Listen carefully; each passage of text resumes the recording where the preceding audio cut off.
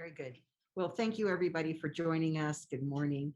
I appreciate those of you who are on the call taking this time for this important update about the steps we're taking to protect the lives and livelihoods of Miami-Dade County residents and businesses from the worst of COVID-19. I'm glad to be here along with leaders from across our local college and university system and other county leaders to talk about the urgent and escalating COVID crisis facing us. Just a few minutes ago, we concluded a very productive conversation about how we could work together in the coming weeks and months to get more people vaccinated and encourage safer behavior across our campuses.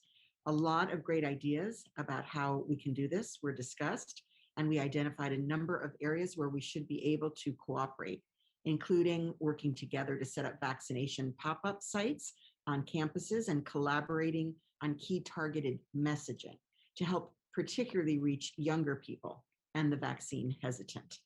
I truly believe that collaboration across all sectors is essential to getting us through this COVID crisis, and that's why I have made working closely with our community leaders, including our higher education community, a top priority since day one on the job.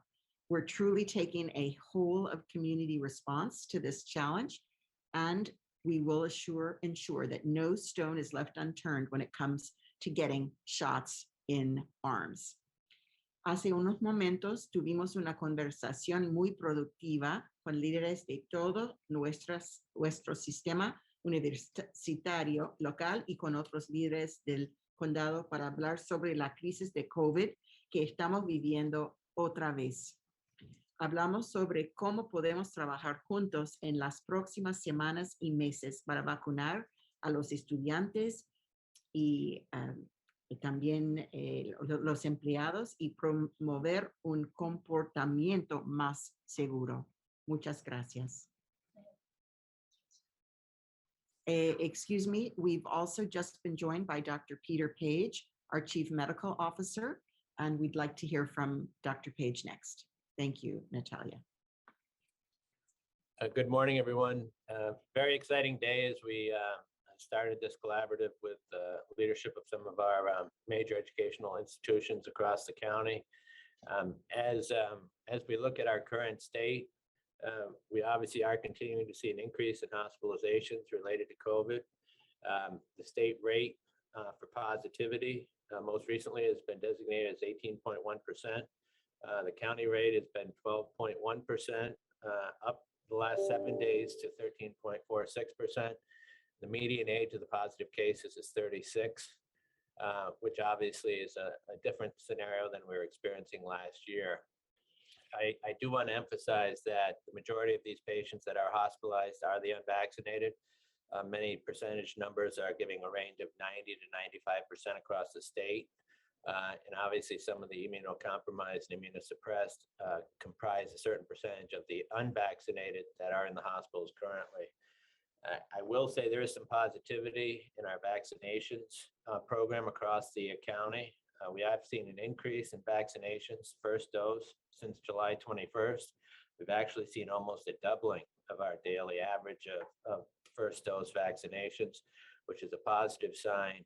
And I will say from the state perspective, we have seen the last 2 days, there's been a slight decrease in new cases per day since we've entered August, but the hospitalizations continue to increase.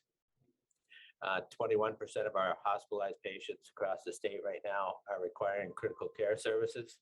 And on another positive front, we are seeing a very low rate of transfers from nursing homes and long-term care with COVID to the hospitals. The rate currently is only 2.7% of the inpatient hospitalized populations with COVID. That's probably largely reflective on our targeted vaccination campaign across the county and the state for the older population as well as the vulnerable population. So currently, the latest data has the county having about 78% of their residents having received at least one dose, 12 and over, and for the state it's 61% for the same population. Obviously, some of these numbers, because of, we're an international destination, we do have people who come in and out, so some of these numbers may, in reality, be a little bit lower. But the vaccination campaign for the county has been a great success story at this point. We just need to figure out how to get the rest of the unvaccinated into the vaccinated pool. Thank you very much, Dr. Page. We're gonna open the mic now for President of Florida International University, Mark Rosenberg. Yes, good morning. Thank you. And thank you to the mayor for bringing us together. Clearly for educators and everybody who's concerned about our community, this Delta virus is a challenge. It is the enemy. Collaboration is key. And we will work very closely with the county to ensure that there is even greater availability of the vaccine for our students. We strongly recommend that our students receive the vaccine as a state institution. We do not require it, however, but we are sure that many members of our community will benefit from the greater availability of the vaccine, and we're eager to begin this initiative. Para nosotros, la enfermedad Delta es el enemigo claramente. Obviamente, clave la colaboración entre nosotros como entidades enfocados sobre nuestros alumnos. Para nosotros en la FIU, se sugiere que se recibe la vacuna, no se requiere.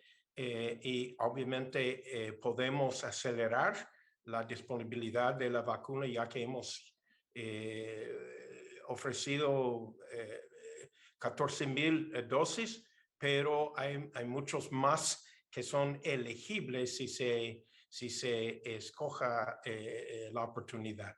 Con tal de que estamos con el condado para asegurar que este esfuerzo tiene éxito. Gracias. Thank you very much. And now we're going to hear from President of Miami-Dade College, Madeline Pumariega. Thank you, Madam Mayor, for convening us and for my colleagues at Miami-Dade College.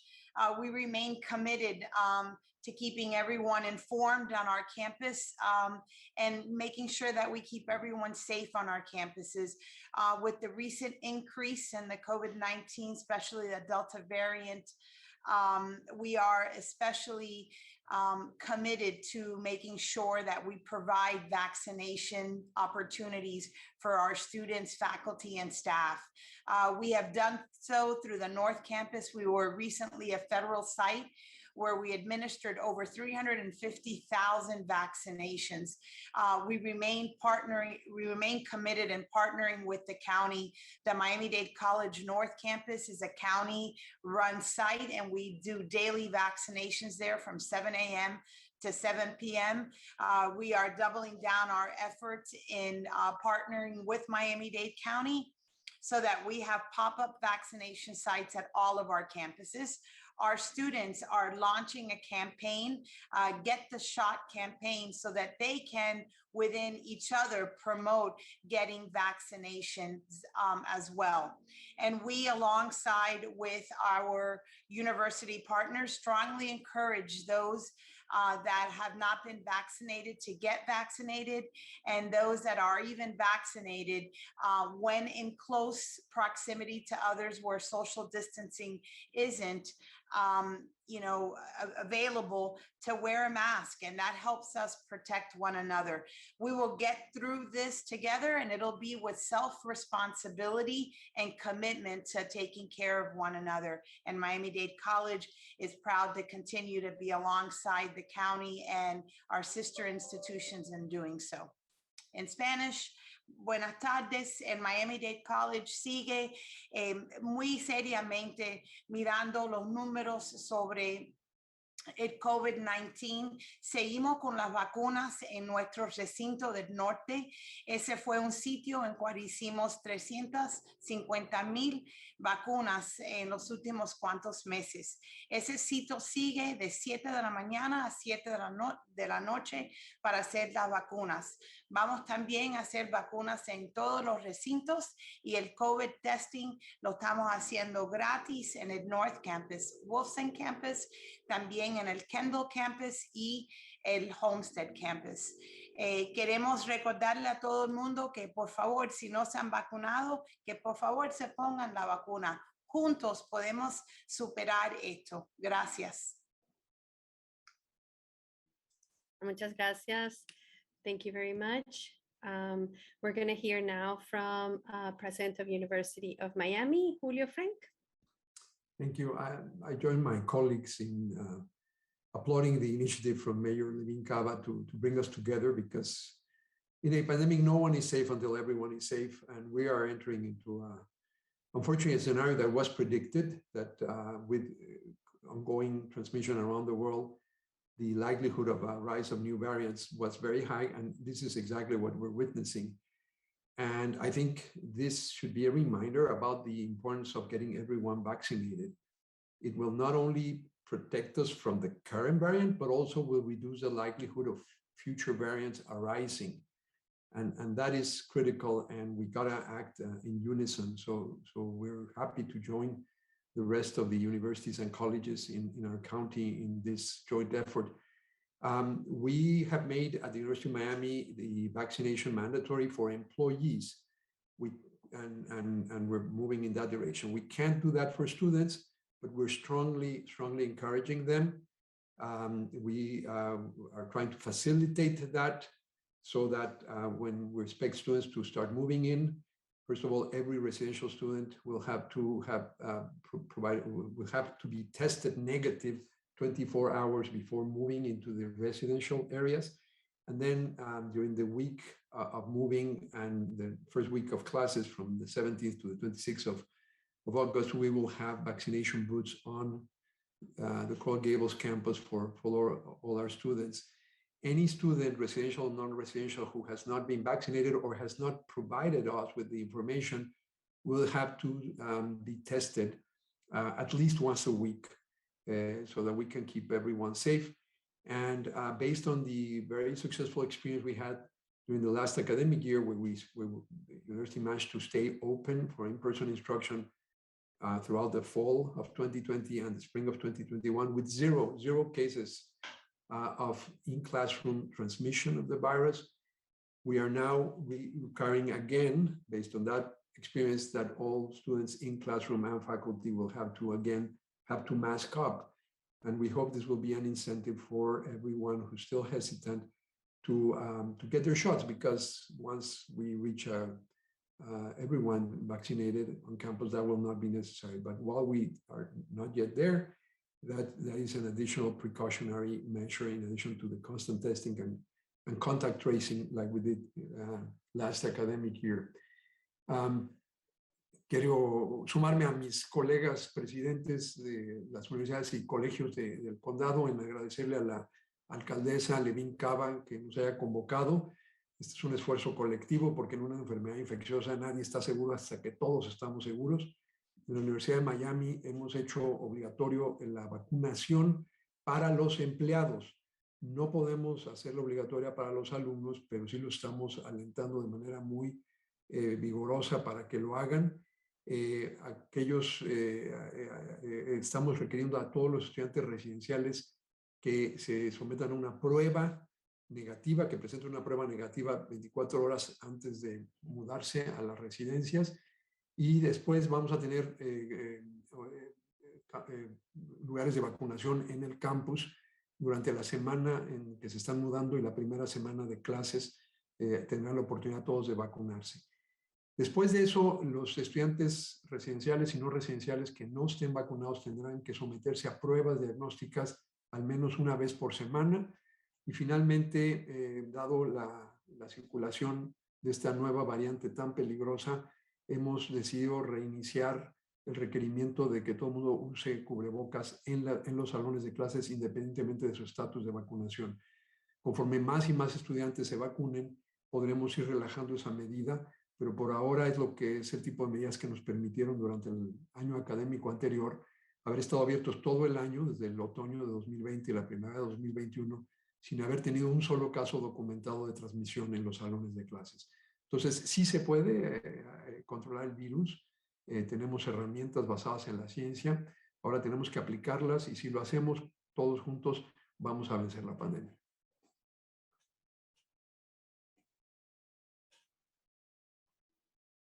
Thank you very much. We're going to hear now from President of Florida Memorial University, Dr. Jeffus Hadrick.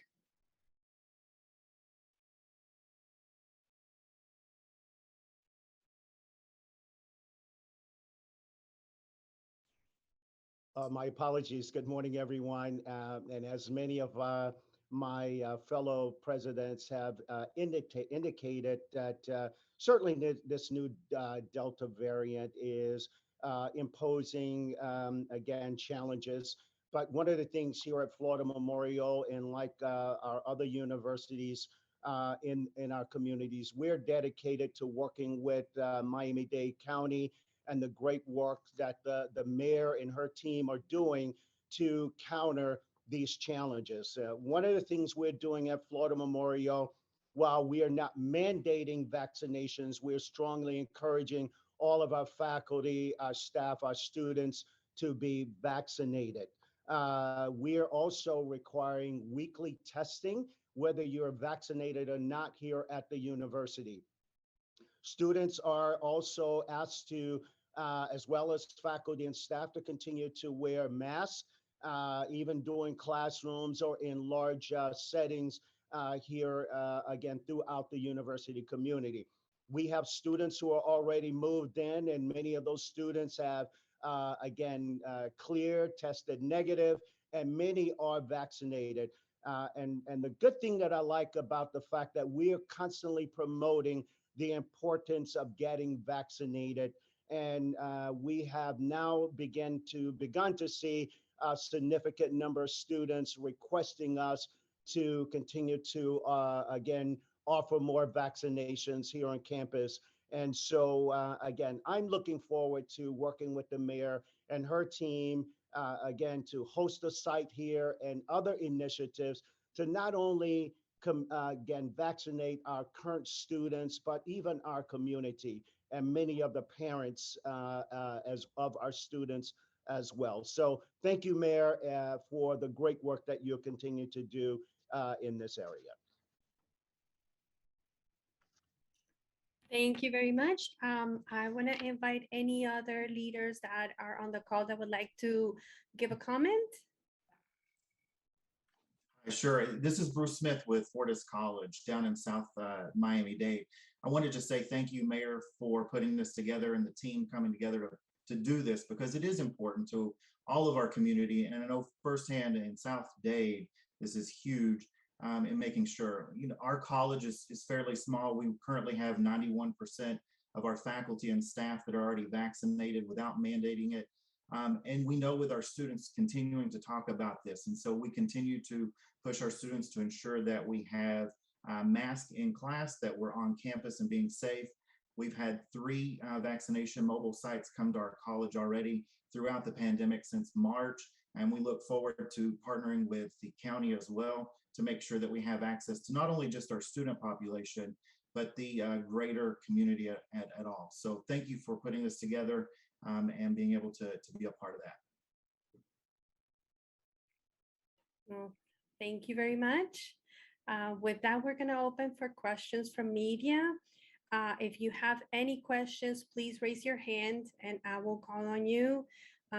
When your mic is open, please introduce yourself with your name and your media outlet and the person you're addressing the question to. So we're going to call on Greg Allen first. Hi, yeah, this is Greg Allen with NPR. It's a question for President Frank. You said that you're not allowed to mandate vaccinations. Can you explain what's going on there? Would you mandate vaccinations for students if possible, and if so, and if you can't, why not? But the reason is that there's legislation in the state of Florida that does not allow any service organization to demand proof of vaccination in order to provide the service, and that includes institutions of higher education, including private ones like the University of Miami. So we're not allowed to require it, but we can require it from employees, which we're doing, and we can strongly encourage our students to do as well. And we're, quite hopeful given the type of students we bring here, which, it's a self-selected group. They wouldn't come to a research university. They didn't believe in science. So we're quite hopeful that the exhortation will work and we'll get acceptable levels of vaccination in our community. Thank you very much. Calling on Doc Hanks.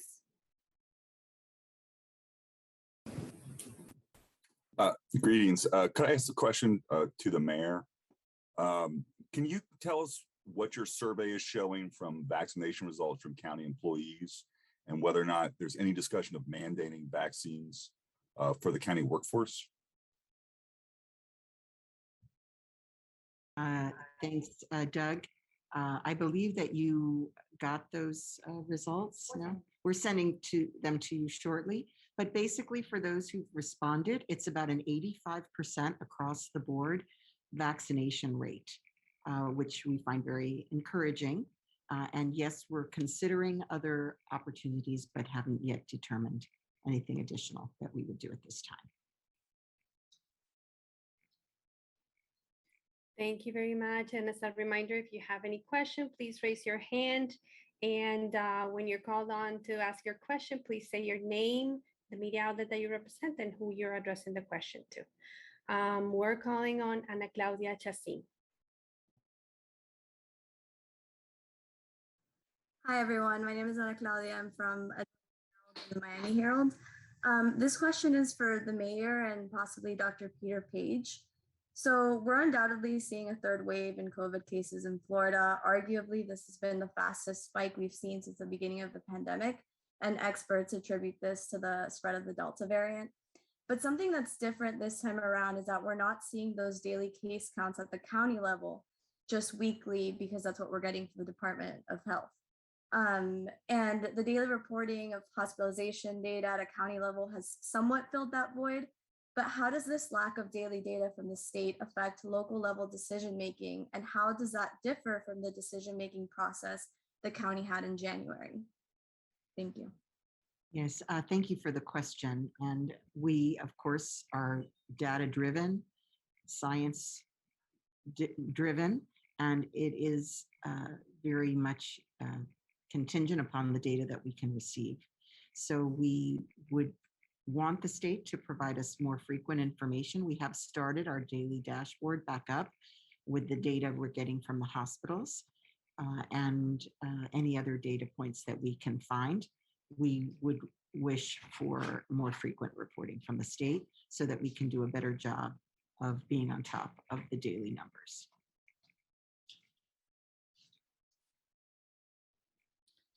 Thank you very much. Calling on Doc Hanks.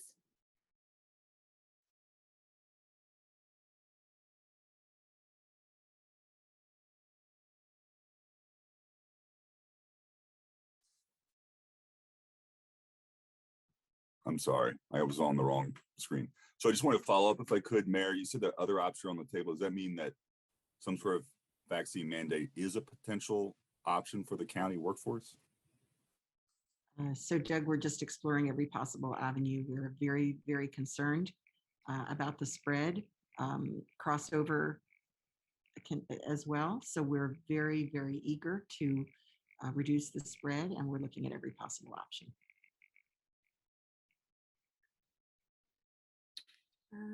We have one question from Patricia Massey. Hi, thank you. This question is for Dr. Frank and the other university presidents, but just given your professional background, Doctor, are you sort of planning for the long-term living with this virus? What does that look like in a university setting? Is this going to be every year that we sort of go through these ups and downs and we just have to prepare for this being the normal that we face in the coming few years? It's a great question. It really depends on what we do now.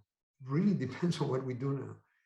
If we can get everyone vaccinated, and not just in the United States, but around the world, but let's start with the United States. I mean, we have the vaccines. This is not an issue of lack of availability, which is a problem in the poorest parts of the world. This is a question of misinformation And, if we can get everyone vaccinated, we will finish the pandemic. There's no question. The vaccines are highly effective. We're seeing, I mean, as has been said many times, the current wave is a pandemic of the unvaccinated mostly. And so if we do that here first, and then we help the rest of the world to get vaccinated, there will be no more variants, and we will get over the pandemic by this time next year. If we don't do that, there will be other variants, including potentially variants that will completely force us to start all over again with vaccines. So the answer is, it depends on what we do now. And that's why the message has to be that everyone needs to get a vaccine. They put themselves at risk, at huge risk. Practically the vast majority of hospitalizations and deaths are happening among unvaccinated people, and they put everyone else at risk as well. So, so I think that's the clear message.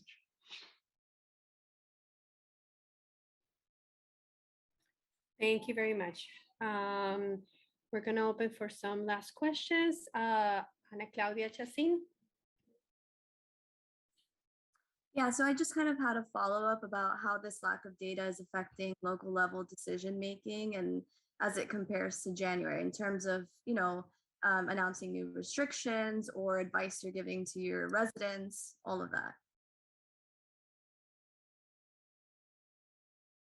So we have some additional restrictions from the state that are posing barriers. We have the ready availability of vaccines. We have the crossover infections, and we have the alarm, I would say, that is resulting from Delta being much more transmissible.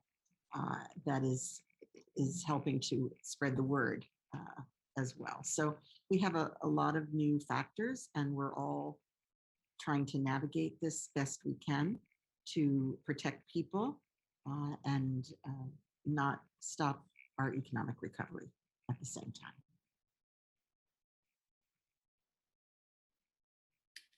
Thank you very much. We're going to open for 3 last questions, and then we're going to have to end the call. Leanne Morejon, I hope I said it correctly. Please remember to say your name, your media outlet, and the person you're addressing the question to. Yes, you said it very well. Leanne Morejon from WPLG Local 10. This is a question for particularly Dr. Page, perhaps the mayor can weigh in as well. Are we seeing an increase? Well, we're hearing from other organizations that there has been a notable increase in vaccinations lately, particularly in the school age group, the adolescents, the teens. Perhaps because we're upon the start of the school year and parents might want that vaccine to kick in before the start. Are you seeing that? And what can you tell me about that data? Thank you. I'll start. Thank you. Since July 21st, we've seen an uptick in the number of first doses being administered at county vaccination sites. I don't have the age distribution data, but it's almost running on a daily basis twice what it was previously. And so we have definitely seen a more recent uptick in first dose vaccination administration across the county.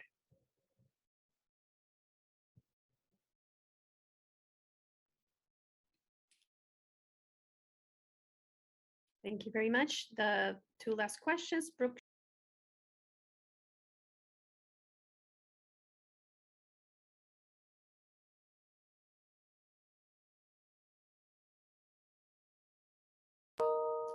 Brooke, we can't hear you if you're speaking.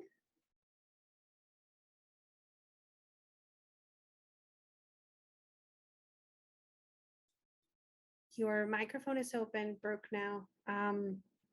In the meantime, let's open up for Doc Hanks, and then we'll go back to Brooke. Hi, if I could just ask, guys, if I could ask Dr. Frank, did you say you would mandate student vaccinations if Florida law allowed it?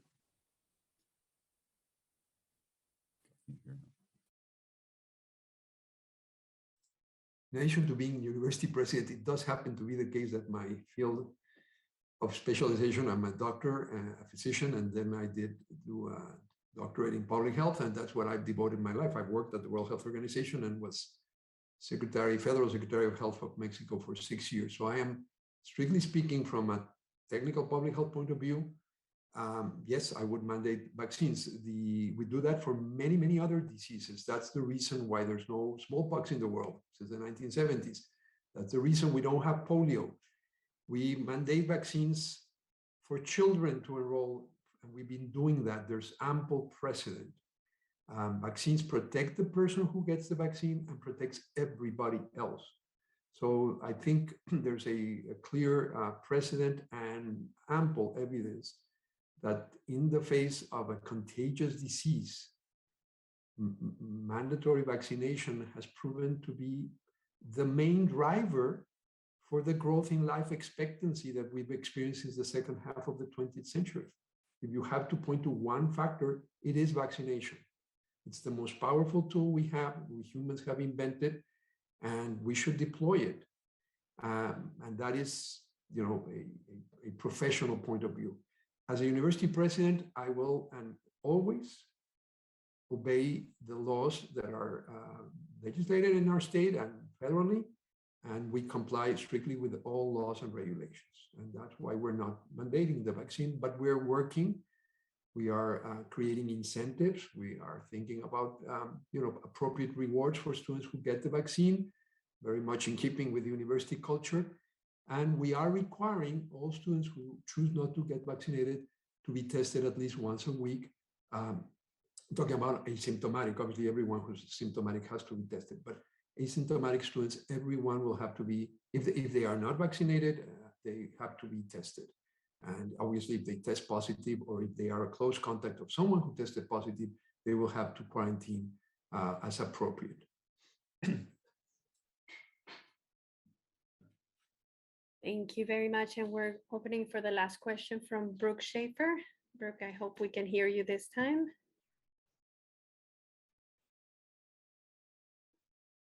Brooke, are you there? Okay, we might be having some issues from Brooke. Well, I think we're going to conclude the Q&A right now. If you have any follow-up questions, feel free to email me, natalia.jaramillo@miamidade.gov. We're also going to have a recording to share for TV stations and other reporters that need it. And I can send it to you via email as well. It's natalia.jaramillo@miamidade.gov. I'm gonna give it a moment to the mayor to give some closing remarks. Mayor? Thank you, Natalia, and just thank you so much for the leadership in this community. We are all working together. We are unified. Together, we will be able to beat back this pernicious plague on our community and the world, but we really need to have all the tools at our disposal. I'm very grateful for all the steps that the universities are taking and the colleges, and gratitude to Dr. Peter Page for guiding us as well. Thank you, everybody. Thank you very much.